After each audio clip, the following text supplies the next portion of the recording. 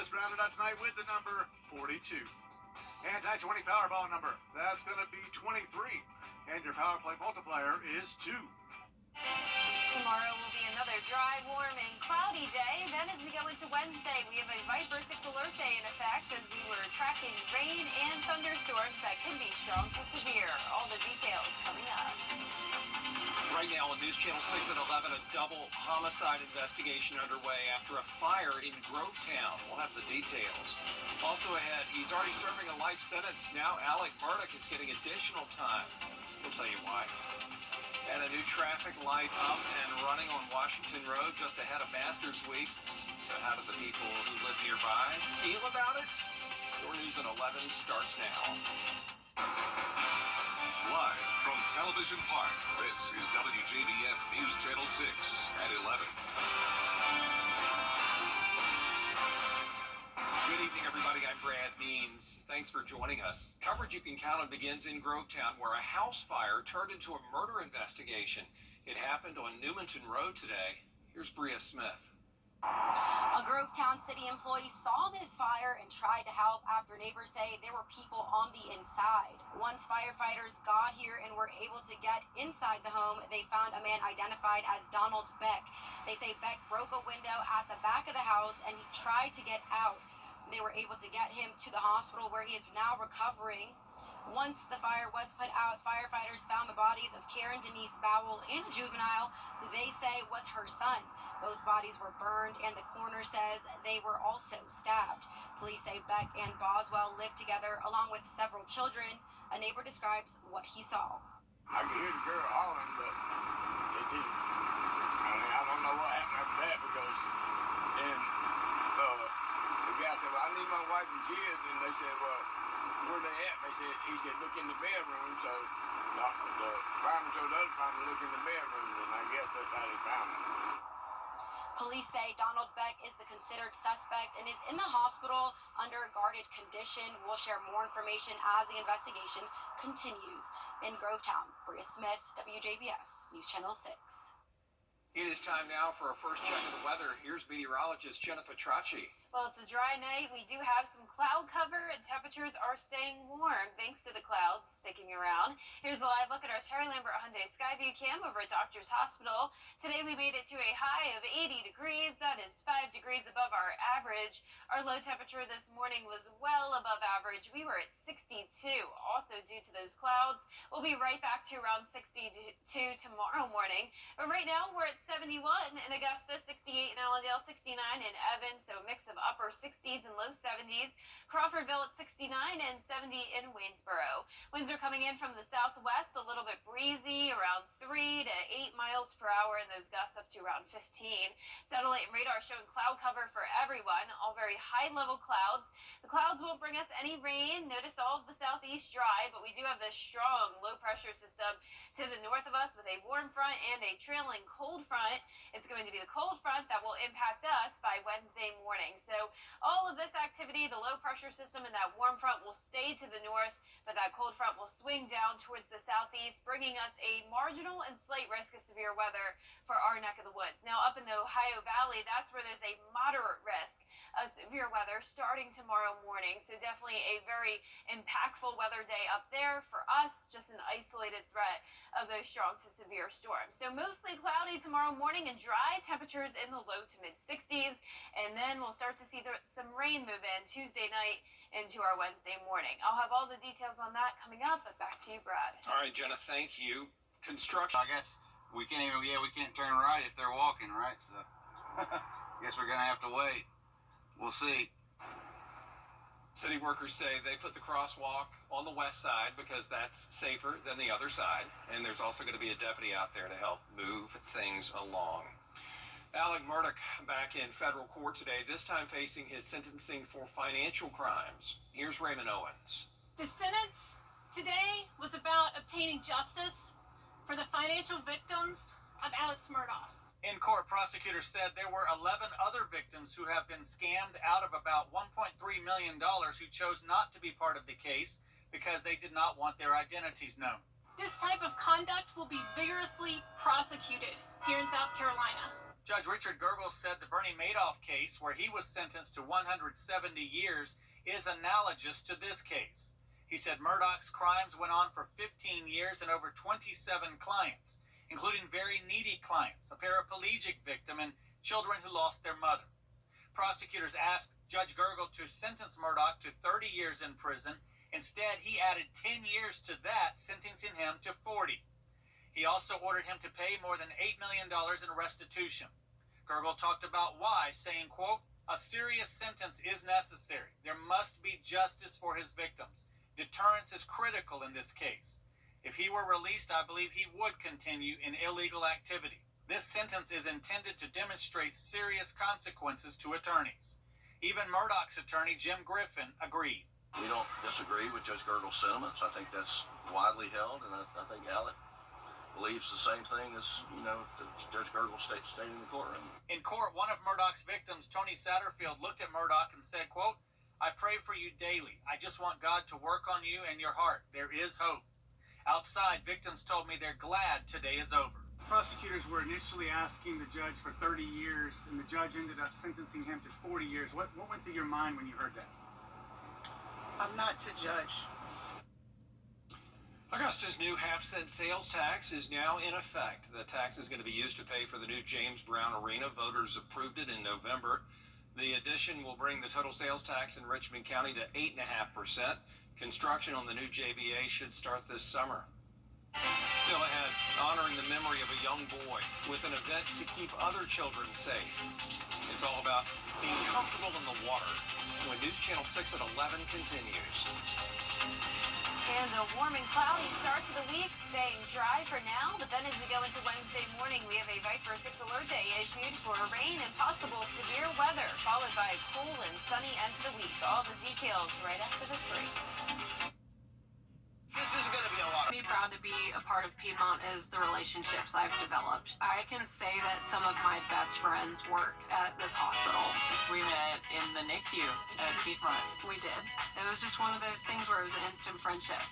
Our unit is really good at supporting each other. It is such a blessing to have people have your back.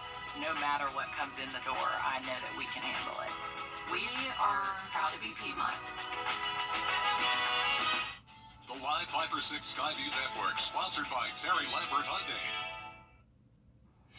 Now, your most accurate forecast with WJBF Live Viper 6. Good Monday evening. You're taking a live look at our Terry Lambert Hyundai Skyview cam over in Aiken. It is a dry night, mostly cloudy and warm. 71 degrees, that's our current temperature here in town. Southwest wind coming in at 8 miles per hour. Dew points have made it into the low 60s. We're seeing upper 60s for most of our temperatures, but still at 70 degrees in Sparta, Sandersville, and Louisville. Barnwell, Bamberg also at 70. 67 up in Edgefield and 69 in Lincolnton. Satellite and radar really not showing a break from the clouds at all. All just high-level clouds, though, so not the type to bring us any rain. Not a drop of rain all across the southeast. All of the activity to our north and out to the west. Down in Texas, we have a trough, and we also have a cold front attached to this low-pressure system, and this is going to be the weather maker for much of the country tonight all the way through Wednesday. For us tomorrow, though, will be dry, just mostly cloudy. Temperatures starting out mild in the low 60s, getting warm in the afternoon up to 83. Back down to the mid-70s on Wednesday and then mid-60s on Thursday. So a nice cool down to look forward to into the weekend, but you'll definitely need to bundle up when it comes to our low temperatures in the morning. We'll be dropping all the way down into the upper 30s. So behind that cold front, it's going to be a really dry and cold air mass. It's also going to be a breezy next couple of days as that front passes through, especially on Wednesday morning. Those wind gusts between 30 to 35 miles per hour. And of course, if we have any severe storms, the wind gusts will be even stronger than that. By tomorrow morning, though, pretty pleasant start to the day, just cloudy. And then as we go throughout your Tuesday, by the nighttime hours, say around 8 o'clock, we could have a few showers move in, but it really won't be until Wednesday morning where we have that threat of severe weather. Most of the activity focused up to the north of us. This front begins to occlude, and that means it's at its strongest point and then weakens from there on out. So as usual, will these fronts begin to lose their punch as they move through the CSRA. And then you can see all this cold air settling in with that low pressure still stirring up some activity around the Great Lakes region. Now, as we bring things closer to home at 4 a.m. on Wednesday, just scattered light showers around, but it's going to be this leading edge here that we'll have to watch very closely around 5, 6 o'clock for anywhere from Saluda down to, say, the Crawfordville area. This is the best chance that we could see some damaging wind gust activity. Now, after that, the front really starts to break apart. You can see nothing as significant looking as it pushes south of the interstate, though that threat for the rest of the CSRA is still there, just lower. So notice our severe weather threat is a slight risk, level 2 out of 5 on the scale for the counties there in yellow, marginal risk for the rest of us. But overall, going with a medium threat of heavy rain, damaging winds, and a low threat of everything else. We can't rule out the possibility of an isolated tornado, but definitely not our main concern. We're also not concerned about flooding, as those rainfall totals will mostly be under half an inch.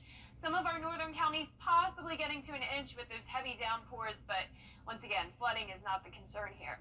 Lows tonight in the low 60s, highs tomorrow in the low to mid 80s, and that 10-day forecast showing the Viper 6 alert day on Wednesday.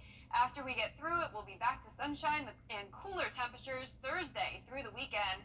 And then next week, we'll see some more chances of rain as we warm up. Back to you, Brad. Jenna, thank you. The legacy of a little boy lives on. 4-year-old Israel Scott drowned during private swim lessons in 2022. Today, his parents teamed up with a local nonprofit. Izzy's mom and dad, Walter and Dory Scott, have teamed up with the Kroc Center and the Izzy Scott Foundation for the first Splash Summit. It's going to be April 20th at the Kroc Center. They're going to have water safety sessions for kids 5 to 17, guest speakers, food, a resource fair, and a chance to learn life-saving skills, even get swim lessons. Which will focus on water safety instruction here. We have some of our community partners, the Family YMCA of Greater Augusta, as well as the Augusta Aquatic Center that will be here that day. And it's just going to be a day of fun and a day of safety. And we want everyone to get out and enjoy the water safely here in the CSRA. You can sign up for the swim sessions on the Kroc Center's website or at the Izzy Scott Foundation booth on Saturday, April 20th, the day of the event. Still ahead, Maryland state leaders rushing to try to reopen the Port of Baltimore as soon as they can. How long it's going to take to rebuild that collapsed bridge when coverage you can count on continues. But first, the winning numbers from tonight's South Carolina Lottery. Pick 3, 4, 9, 9. Pick 4 tonight, 2279. The fireball was 8. Not all Caitlin Clarks are the same. Caitlin Clark, city planner. Just like not all internet providers are the same. Don't settle. Get real deal speed, reliability, and power with Xfinity. She shoots from here? That's kind of my thing. Get internet for $35 a month and ask how you can save 40% over T-Mobile in your first year. My dad was a farmer, and when I saw him on a horse, the guy was bigger than life. One of the things that he had a hard time doing was showing the emotion. Maybe it was because the way he was raised, or believing that men provide and they don't struggle. But we all struggle. I want to show emotion to my kids. I want them to know when I'm happy. I want them to know when I'm sad. And I want them to see me working through things. The biggest reward I get from being a dad is watching my kids accomplish a goal, watching them light up. Nothing brings a bigger smile to my face. So I make my kids a priority. Whether it's hitting a baseball, a dance rehearsal, you name it, I'm there. They're going to remember that they grew up loved. Be brave. Be there every day. And allow your kids to know that it's okay to struggle. That even dad doesn't know the answer sometimes, but we're going to figure it out together. At WJBF's Television Park Productions, our mission is to provide local businesses with top quality video and digital content at an affordable price. With decades of experience, our award-winning creative team will guide you step by step through the creative process, resulting in a successful marketing message for your brand. Over the years, we've helped hundreds of local businesses expand their voice. Visit WJBF.com/creative to find out how we can do the same for you. Each year, Augusta Day afternoons starting at 1 on MeTV, WJBF 6.2. God is giving you more of what you love. Please. Oh, that was abrupt. More stars. more laughs. And more. Weekday mornings at 9 on News Channel 6. Clear, accurate stories that don't waste your time. Plus, get the latest video in one click with WJBF Plus. Get it all at WJBF.com. The most anticipated 2 weeks on our local calendar will soon get underway. Tomorrow, practice begins for the Augusta National Women's Amateur, which will culminate, of course, at Augusta National Golf Club and lead into the 88th Masters Tournament. Kira Goldstein tees up our coverage from Champions Retreat Golf Club in Evans with a look at the field for this year's tournament. We are just 1 day away from the start of the 5th annual Augusta National Women's Amateur right here at Champions Retreat. This year, 72 of the most talented female golfers representing 17 different countries and 27 U.S. schools will compete on golf's greatest stage. For many of them, this will be their first time in the tournament, and there is so much excitement that awaits them. I remember when I got the invitation in the mail, you know, it says green envelope with the sender's address is Augusta National Golf Course, and you open it and it's amazing. I've never played Augusta, but I've definitely watched a bunch of tapes to like prepare me for it. So, I mean, that's the most I could do, really. Yeah, I've watched last year's ANWA. I've definitely like pictured myself like when it first broadcasted, because I was like, you know, obviously I have like 5 years to play it. I'm very excited. I feel like this course is very similar to Augusta, and I think it's a very good, I wouldn't say warm-up, but it's a really good tournament to compete in before the Augusta. I've had role models who've played this tournament, like Lynn Grant, Maya Stark, all my fellow Swedes. You know, I hear all their like amazing stories about this tournament.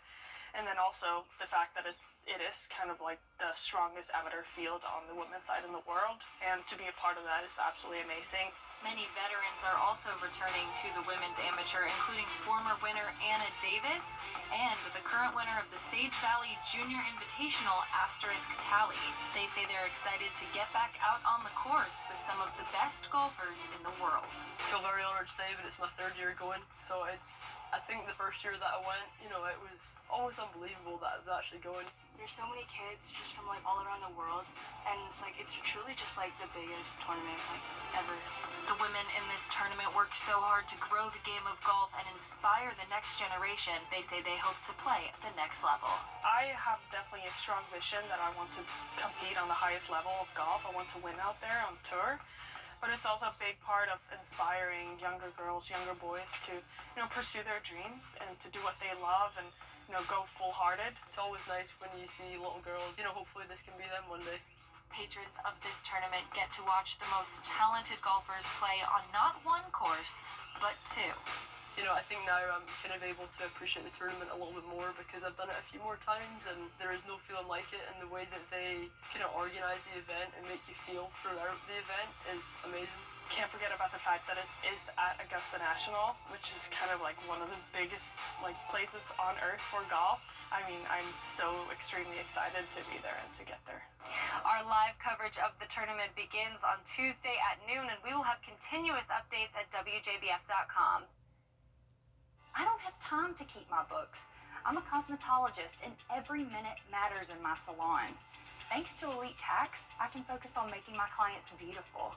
Life's busy. I've trusted Elite Tax Solutions for years. They get my family the maximum refund to better support us. Managing a construction business is no small feat. Thanks to Elite Tax Solutions, now I can concentrate on building success, not just structures. What are you waiting for? Your time and money matter. Book an appointment today. It's been said that when on MeTV, WJBF 6.2. No further questions. Each year, Augusta, Georgia hosts the world's premier golf event. Join us for a special look at this year's tournament with Tee Time Augusta. We'll take a closer look at this year's top contenders and show you what the Masters is doing to renovate an historic local course, with an inside look at efforts to grow the game through junior golf. Join us for Tee Time Augusta. Monday, April 8th at 5:30, presented by WJBF News Channel 6. Masters coverage you can count on. If you book a trip and the weather prediction is incorrect, Weather Promise will pay for your trip. You book your trip and you buy a Weather Promise protection plan. If the app is wrong about the forecast, you get your money back. The catch, Weather Promise is based on artificial intelligence, and Jenna, they say AI really is good at forecasting. It's about $10,000 you could get back if they mess up. I don't know, though. I like the human approach better. Thank you, Brad. I'll take that as a compliment. Absolutely, yes. I can give you all a weather promise that we're going to have rain and storms on Wednesday morning. Once again, that's Wednesday, not tomorrow morning. Tomorrow will be dry. Mostly cloudy, though. 83 is our high. Then we're going down to 74 on Wednesday with that alert day. Sunny and cool end to the week. All right, thanks a lot. We'll keep an eye on it for sure. Thank you all for watching. Have a great night.